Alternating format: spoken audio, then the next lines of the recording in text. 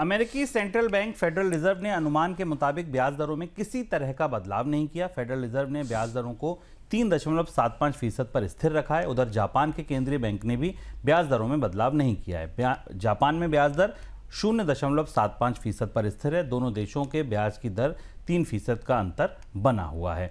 Sir, US Fed और bank of Japan ने ब्याज दरें स्थिर रखी। दोनों की ब्याज दरों में अंतर का जाल क्या है? इस वक्त दोनों अर्थव्यवस्थाएं, तमाम युद्ध के घटनाक्रमों के बीच में दोनों अर्थव्यवस्थाएं एक दूसरे के को कई मामलों में, मौद्रिक मामलों में एक दूसरे से मिलती भी दिख रही हैं और कंट्राडिक्ट करती भी दिख रही हैं। जैसे मिल क्या रहा है, दोनों जगह स्टैगफ्लेशन का खतरा दिख रहा है। अमेरिका में भी स्टैगफ्लेशन का खतरा दिख रहा है। फेडरल रिजर्व ने इस तरफ इशारा किया और ये कहा कि हालांकि ब्याज दरों में कटौती हो सकती है इस साल के अंत तक, लेकिन महंगाई भी बढ़ रही है, बेरोजगारी में भी बढ़ रही है और आर्थिक विकास दर कमजोर है। लेकिन महंगाई के डर के कारण ब्याज दरों में कटौती नहीं की गई है, जो कि जिसकी संभावना जाहिर की जा रही थी।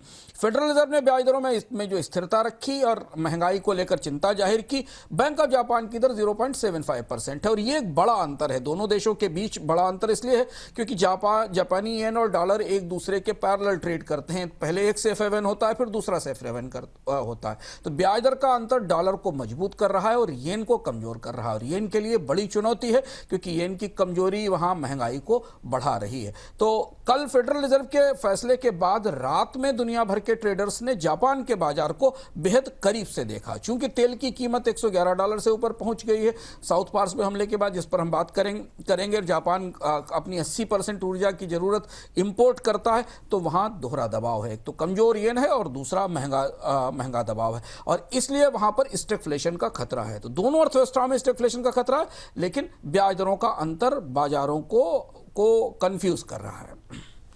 सर, एक और सवाल ये था कि जापान के केंद्रीय बैंक के सामने अभी चुनौतियां क्या दिख रही हैं? जापान के केंद्रीय बैंक के पास की चुनौती यह है कि अगर ब्याज दरें बढ़ाते हैं, येन मजबूत होता है तो महंगाई काबू में आ सकती है, लेकिन अगर ज्यादा बढ़ाएंगे तो अर्थव्यवस्था में स्टैगफ्लेशन आ रहा है और यही क्लासिक बैंकों की सबसे बड़ी दुविधा है। और अभी तक हम ये देख रहे थे, दिसंबर के महीने में जापान के केंद्रीय बैंक ने लंबे समय बाद ब्याज दर बढ़ाई थी, जो इस बात की कोशिश थी कि महंगाई को रोका जा सके। तब तक महंगाई कच्चे तेल वाली महंगाई नहीं थी, गैस वाली महंगाई नहीं थी, जो इस युद्ध के बाद शुरू हुई है। और इस दुविधा के कारण जापान की सरकार और जापान का केंद्रीय बैंक अब निवेशकों को थोड़ा चिंतित कर रहा है, परेशान कर रहा है, क्योंकि और इसीलिए इस बैठक में, जापान की बैठक में ब्याज दरों में बढ़ोतरी पर कोई फैसला नहीं हुआ। एक सवाल और सर, कैरी ट्रेड को लेकर कहा, ये टाइम बम क्यों माना जा रहा है? ये कैरी ट्रेड, क्या सरकार बाजार में दखल देगी? देखिए, कैरी ट्रेड इसलिए टाइम बम माना जा रहा है कि निवेशक सस्ते येन में कर्ज उठाते हैं और दुनिया भर के बाजारों में निवेश करते हैं। येन करीब 6% टूट चुका है। अगर इससे ज्यादा गिरता है तो जापान के केंद्रीय बैंक को कहीं ना कहीं दखल देना पड़ेगा, क्योंकि इंपोर्टेड लागत, जो इंपोर्ट की आयात की लागत है, वो बढ़ रही है और येन अचानक मजबूत हुआ तो भारी बिकवाली आएगी। 2008 में, 2015 और 2020 में हम ये लगातार देख चुके हैं और जापान का केंद्रीय बैंक और जापान की सरकार दखल देने पर बात भी कह चुकी कि अगर येन एक सीमा से टूटा तो बाजार में दखल दिया जाएगा। माना जा रहा है कि 159-160 का अगर येन होता है डॉलर के मुकाबले तो सरकार दखल कर सकती है। इससे पहले भी एक 159 येन डॉलर पर इंटरवेंशन हुआ था। तो ये कैरी ट्रेड कब फटेगा, कब ये तेज दखल होगा और कब येन की कीमतें वापस मजबूती की तरफ आएंगी, ये एक जोखिम का पहलू बना हुआ है।